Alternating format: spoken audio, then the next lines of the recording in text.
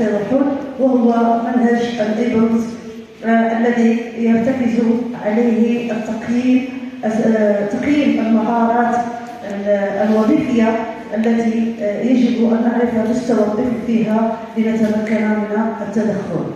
نتواجد الآن بمركز محمد السادس للإعاقة، بحيث أعطينا انطلاقة للنسخة الثالثة من برنامج معا. والمنخرطون في هذا البرنامج هم المديرية الإقليمية للتربية الوطنية والتعليم الأولي والرياضة، وجمعية اتحاد آباء وأمهات ذوي الاحتياجات بشراكة منذ سنتين، بدعم من التحالف الجهوي للجمعيات العاملة في مجال التوحد بجهة طنجة تطوان، وبتعاون مع المديرية، وبدعم أيضا من اتحاد الجمعيات العاملة في مجال الإعاقة. أطلقنا اليوم الانطلاقة للنسخة الثالثة من برنامج معا الذي يهدف إلى تربية دامجة جيدة، وشعارنا هو معا من أجل تربية دامجة.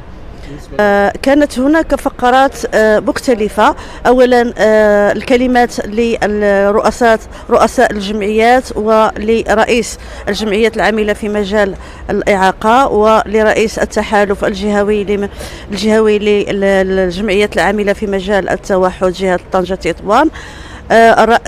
كلمة الجمعية، كما كانت هناك مداخلات لأساتذة قاعة المبرد الذين استفادوا من النسختين الأولى والثانية، وكانت هناك أيضا مداخلات لرؤساء جمعيات صديقة وشريكة ومتعاونة. طبعا أعطيت الانطلاقة. هو الأساس الذي بنيت عليه البرامج التدريبية كالإيبلز والبيبيمار والإيبلز والبيت. هو برنامج الدرجة الأولى كيعتمد على تحليل السلوكيات. طيب معنى هو الانطلاق من العنوان ديالو كيعتمد كينقسم إلى قسمين: التحليل والسلوك. تقنيات التدريب.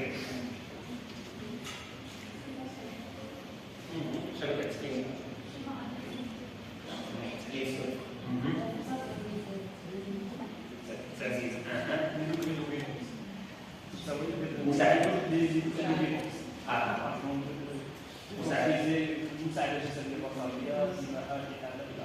مزيان.